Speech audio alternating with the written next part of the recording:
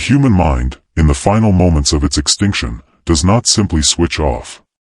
Severed from the body, the brain continues to fire, a storm of electrical impulses in a chamber of bone, clinging to a consciousness that is already a ghost. For a few seconds, a grotesque eternity, there is awareness without breath, thought without a future. This neurological phantom limb, a truth whispered by executioners and now understood by science, is the silent overture to one of Tudor England's most brutal and misunderstood tragedies, the state-sanctioned destruction of Catherine Howard, the girl who became a queen and died a symbol.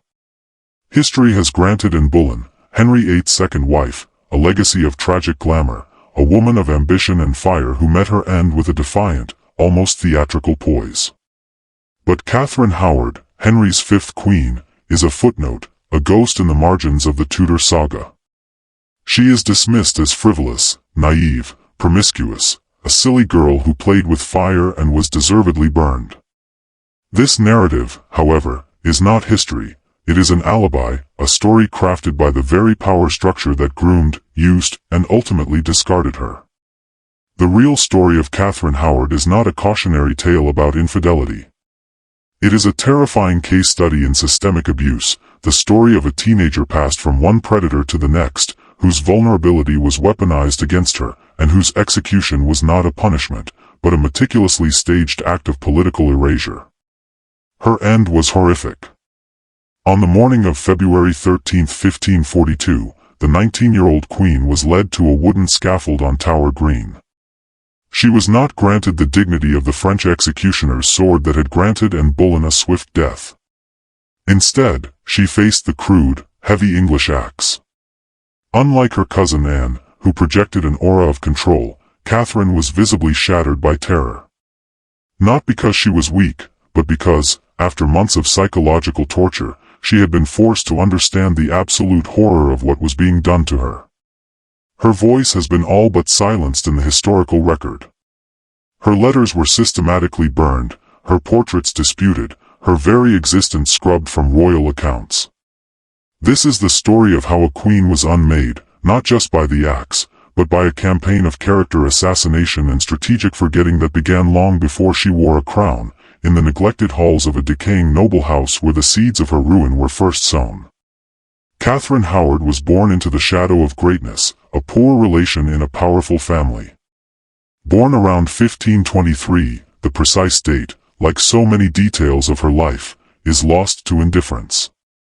Her father was Lord Edmund Howard, the third son of the Duke of Norfolk, a man cursed with a noble name but none of the wealth or acumen to support it. While his brother, Thomas Howard, the third Duke of Norfolk, was one of the most powerful men in England, Lord Edmund was a failure, a man perpetually drowning in debt and scrambling for minor appointments at court. Catherine's mother died when she was a child, and her father, unable and unwilling to care for his numerous children, effectively abandoned her. She was sent away to be raised by her step-grandmother, the Dowager Duchess of Norfolk, at Lambeth Palace. The name palace conjures images of grandeur and stately order. The reality was anything but. The Duchess's household was less a finishing school for young aristocrats and more a chaotic, poorly supervised boarding house for the daughters of highborn but struggling families. The Duchess herself, aging and often absent, presided over the chaos in name only. In practice, the girls were left to their own devices in a sprawling, lawless environment. They slept in shared dormitories, vast rooms where privacy was non-existent and the doors had no locks. It was a world without meaningful supervision, without protection, and without a structured education. Here, young women learned to navigate a treacherous social landscape where status, gossip, and the attention of men were the only currencies that mattered. It was in this unregulated environment that Catherine's education in survival began. Long before she understood the politics of the royal court, she learned the politics of the dormitory. And it was here that older, predatory men first began to circle. What the state would later condemn as her abominable, base, carnal, voluptuous, and vicious life was, in reality, a textbook case of grooming. Her music tutor, Henry Man Knox, was the first. He was manipulative and forceful, exploiting his position of authority for sexual favors. But the more significant figure was Francis Dereham, a gentleman's secretary in the Duchess's household. He was older, more experienced, and understood how to exploit Catherine's longing for affection and status. He did not court her, he cultivated her. He gave her gifts of silk and money, trinkets she could not afford, whispering promises of a future marriage that would elevate her from her precarious position. He addressed her as his wife in front of the other girls, a public claim that was both a promise and a trap. They began a clandestine sexual relationship, meeting at night in the dormitory, a dangerous game played under the noses of the other girls. To some, this was a secret betrothal, a pre-contract that held legal weight. To others, and certainly in the eyes of the law that would later judge her, it was exploitation of a child. Regardless of the interpretation, this relationship, born of neglect and coercion in the unsupervised halls of Lambeth, would form the first and most crucial piece of evidence in the case against her life. It was a trauma that would be meticulously preserved, not to protect her, but to one day be used as the weapon for her destruction. The world she was about to enter was infinitely more dangerous, but the pattern had been set. Catherine had learned that affection was transactional, and survival depended on the favor of powerful men. It was a lesson that would lead her directly to the king. Around the age of 16, Catherine was plucked from this obscurity and summoned to the royal court. Her uncle, the Duke of Norfolk, a master political strategist, saw an opportunity. The king, Henry VIII, was trapped in a disastrous marriage to his fourth wife, the German Princess Anne of Cleves. Henry found her plain, famously dubbing her the Flanders mare, and the marriage remained unconsummated. The Howards, a leading conservative and Catholic-leaning faction, saw a chance to displace their rivals and install one of their own in the Queen's chambers. Catherine was their pawn. She was not chosen for her intellect or her political skill, she was chosen for her youth and her beauty. Descriptions praise her auburn hair and vivacious, flirtatious charm. She was sent to court as a lady-in-waiting to the very queen she was intended to replace. She arrived into the orbit of a monarch who was a walking ruin. By 1540, Henry VIII was nearly 50 years old, a man in precipitous decline. Grotesquely obese, he was in constant pain from a jousting wound on his leg, a festering ulcer that oozed pus and stank so foully it could be smelled rooms away. He was plagued by paranoia, prone to volcanic rages, and possessed an ego as fragile as it was immense. In the young, vibrant Catherine, he saw not a person, but a reflection of his own lost youth. She was a fantasy, a rose without a thorn, a promise that he could still be the powerful, virile king of his prime. For Henry, she was a cure. For Catherine, he was the ultimate predator. Their courtship was shockingly swift, a whirlwind of gifts and royal attention that overwhelmed the teenage girl. Within months, Anne of Cleves was cast aside in a humiliating annulment, and Catherine Howard, barely an adult, was married to the king. On July 28, 1540, she became Queen of England. She had not risen to power, she had been placed there by the whims of a tyrant, a human sacrifice to a king's vanity. In the glittering, venomous world of the Tudor court, she now sat in a gilded cage, watched by everyone, but protected by no one. The secrets of her past had followed her, and in a palace built on secrets, they would not stay buried for long. To be Queen of England in 1540 was not to wield power, but to personify it. For Catherine Howard, queenship was a costume she was forced to wear, a performance of perfection delivered daily on a stage teeming with enemies. Her life became a rigid spectacle of public piety and private terror. In public, she was Henry's rose without a thorn, a jewel on display, expected to be gracious, charming, and above all, fertile. Every smile was measured, every word scrutinized by a court of vipers where loyalty was a currency traded for influence. Her ladies-in-waiting were not confidants but wardens, many of them spies for the powerful men who had orchestrated her rise and now watched for any sign of a misstep. In private, the performance continued, but the audience was one man, a volatile, decaying tyrant. She was married to a man more than twice her age whose body was in a state of open revolt. The stench from the ulcerated wound on his leg was a constant, putrid presence in the royal apartments, a scent of death that clung to the tapestries at Hampton Court. He needed assistance to walk, his mood swinging violently from moments of cloying affection to terrifying, paranoid rage. This was the man Catherine was expected to please, emotionally, physically, and dynastically. The ghost of Anne Boleyn was a constant reminder of the price of failure. Catherine's one, non-negotiable duty was to produce a male heir, to secure the Tudor line and validate the king's fantasy of renewed virility.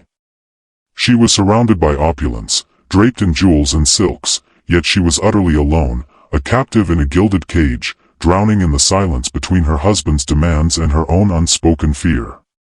The cage was made smaller by the ghosts of her past. In a fatal error of judgment, Catherine appointed men from her childhood to positions in her new household. Francis Dereham, the man who had groomed her at Lambeth, arrived at court seeking reward for his past association, becoming her secretary. Other acquaintances from those chaotic years appeared, their presence a constant, low-level hum of anxiety. They knew her history. They were talking evidence of a life the Queen was desperately trying to conceal. In a palace where secrets were commodities, Catherine's past was a ticking time bomb, and it was only a matter of when, not if, it would detonate. She was navigating the most treacherous political machine in Europe, a court built on betrayal, with no training, no allies, and a past that could be weaponized at any moment. It was in this crucible of pressure, fear, and isolation that Catherine made her final, fatal error. She sought comfort. Among the king's most favored courtiers was a man named Thomas Culpeper. A gentleman of the king's privy chamber, Culpeper was everything Henry was not: young, charismatic, handsome, and radiating a confidence that bordered on dangerous arrogance. He was a close intimate of the king, often sleeping in his bedchamber, a position of unparalleled access and trust. For Catherine to engage with him in any way that was not strictly formal was an act of unimaginable recklessness. The precise nature of their relationship remained shrouded in mystery and competing narratives. Was it a genuine love affair, a desperate attempt by a lonely teenager to feel a connection with someone her own age? Was she trying to recapture a sliver of personal agency in a life where she had none? Or was it something far more sinister? Some historians suggest that Culpeper, a known womanizer with a history of violence, may have blackmailed or coerced the Queen, using his knowledge of her flirtatious nature to entrap her. Others whisper of a state-sponsored plot, with Culpeper acting as an agent for Catherine's enemies, deliberately luring her into a trap. What is known is that they began to meet in secret, a series of clandestine encounters arranged by one of Catherine's most trusted ladies-in-waiting, Jane Boleyn, Lady Rochford, the widow of Anne Boleyn's executed brother. Lady Rochford, a survivor skilled in courtly intrigue, facilitated the meetings, letting Culpeper into the Queen's chambers late at night. Letters were exchanged, though only one, believed to be in Catherine's hand, survives. Its words are a heartbreaking mix of girlish affection and palpable fear: "I die a queen, but I would rather die the wife of Culpeper." It is a confession, a love note, and a premonition all in one. Whether their relationship was ever consummated is irrelevant. The act of arranging secret meetings and exchanging letters with a man who was not the king was, in itself, treason. The crown was watching, and it would not require proof of adultery to justify its wrath. The end began not with a bang, but with a whisper. In the autumn of 1541, while the king and queen were on a grand procession through the north of England, a man named John Lascelles sought an audience with Archbishop Thomas Cranmer. Lascelles' sister, Mary, had been a servant in the Dowager Duchess's household at Lambeth and had witnessed Catherine's relationship with Francis Dereham. The story she told was one of youthful indiscretions, of secret betrothals and carnal knowledge long before the king had ever laid eyes on Catherine. Cranmer, a shrewd political operator and religious reformer, understood the implications immediately. This was not just gossip, it was a weapon that could destroy the conservative Howard faction and their queen. The investigation began in secret. Cranmer's agents moved quietly, arresting and interrogating Dereham and Culpeper. Under the brutal persuasion of torture in the Tower of London, their stories were extracted and shaped to fit the required narrative. Derham confessed to his premarital relationship with Catherine, while Culpeper admitted to the secret meetings. On All Saints' Day, November 1, 1541, as Henry VIII sat in the royal chapel giving thanks for the perfect wife he had finally found, Archbishop Cranmer slipped a letter into his hand containing the devastating allegations. The king's reaction was terrifying. First came disbelief, then a tidal wave of wounded pride and furious self-pity. The rose without a thorn was a whore. The man who had paraded his teenage bride across the kingdom as a symbol of his own virility was now a cuckold, a laughingstock. His infatuation curdled instantly into venomous hatred. He described her as a common, abominable whore, his love replaced by a cold, murderous rage. Catherine was immediately confined to her apartments at Hampton Court. The king refused to see her. The performance was over. She was no longer a queen, but a prisoner in her own palace, stripped of her jewels, her servants, and her dignity. The machine that had lifted her so high was now preparing to devour her. The gates of the tower, which had closed behind her cousin and Bullen, were now swinging open for her. Catherine's downfall was not a swift, clean break, but a slow, methodical dismantling of a human soul. Confined first to her chambers at Hampton Court and then transferred under guard to the isolated Sion Abbey, she was plunged into a state of absolute powerlessness. The ladies who had once dressed her were gone, replaced by guards who watched her every move. She was no longer a queen, she was state property, a problem to be managed. Interrogators subjected her to relentless questioning, forcing her to relive every moment of her past, twisting her youthful mistakes into a narrative of treasonous depravity. She was made to sign documents she could not have fully understood, each signature a nail in her own coffin. It was during this period that her spirit finally broke. A popular, if unverified, account tells of a desperate, frantic chase through the halls of Hampton Court. Hearing that the king was in a nearby chapel, Catherine allegedly broke free from her guards and ran, screaming his name, her cries for mercy echoing through the gallery. She was caught and dragged back to her rooms before she could reach him. Whether literal or metaphorical, the image captures a heartbreaking truth: she still believed she could be saved. She clung to the naive hope that if she could only look Henry in the eye, remind him of the girl he had called his Rose, he would spare her. But Henry never came. He never wrote. He never answered. His silence was her sentence, a deliberate act of psychological torture designed to erase all hope before the axe fell. Her breakdown was not a sign of weakness, it was the inevitable collapse of a young woman who had been passed from one abuser to another her entire life, only to be condemned to die for what had been done to her. The legal proceedings were a farce. There was no trial for the queen worthy of the name. The case against her was a tapestry woven from forced confessions, coerced testimony, and years-old gossip resurrected to serve a political purpose. Francis Derham was the first to die. He was subjected to the most gruesome punishment the English state could devise: hung, drawn, and quartered, a barbaric spectacle designed to terrify. Thomas Culpeper followed, granted the marginally more merciful death of beheading. Their execution served as a brutal prologue to Catherine's own, a public declaration of the king's absolute and merciless power. And while they died, Catherine sat alone in her confinement, watched and uninformed, waiting. When the order finally came, it was delivered without ceremony. No final message from the king, no closure, just a formal death warrant. On February 10, 1542, she was taken by barge to the Tower of London.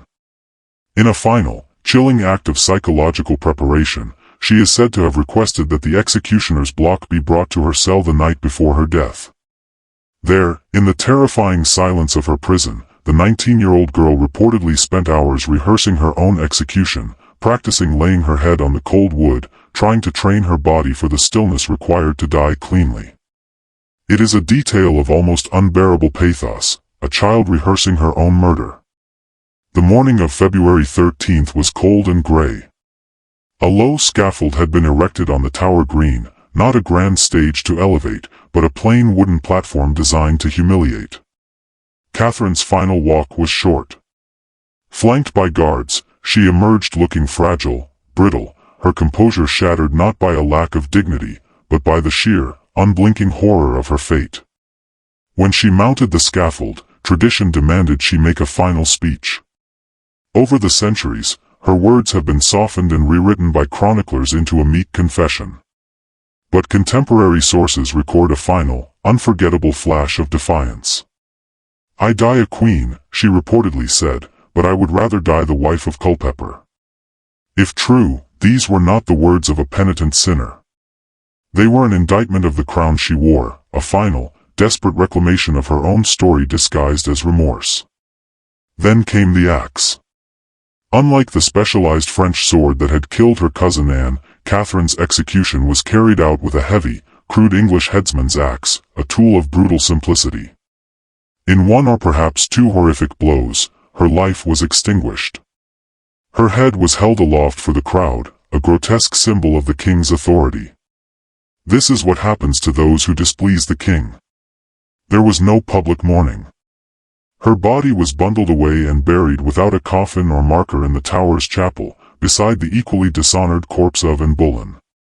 The machine had finished its work. The axe did not stop with Catherine's death, it was followed by the chisel and the flame. The crown immediately began a campaign of systematic erasure, an attempt to control not just Catherine's life, but her memory. Within hours, her household was disbanded. Court officials were ordered to destroy her letters and remove her portraits. In palaces across England, any emblem bearing her initials intertwined with the king's was scratched out or chiseled from the walls. This was not the work of grief, it was modern censorship in its Tudor infancy, an edict to forget she had ever existed. The court poets who had sung her praises fell silent. Propagandists reframed her as a wanton seductress who had shamed the crown, a narrative that would persist for centuries. But a story so violent cannot be completely erased. It is said her ghost still haunts the gallery at Hampton Court, forever running, forever screaming for the king who would not listen. The legend persists because it reflects a deeper truth: Catherine Howard does not rest. Her execution was never about justice for a crime. It was a ritualized act of state violence, a public unmaking designed to reassert control. She was not killed for what she did, but for what she represented, a vibrant, flawed, human disruption to the narrative of absolute power. When the regime demanded a flawless icon or none at all, her humanity became her crime. And so she was deconstructed, silenced, and reduced to a cautionary tale. But the real caution in her story is not for the unfaithful, but for us. It is a chilling reminder of how swiftly power can turn on those it professes to protect, and how easily truth can be buried by those who control the ink.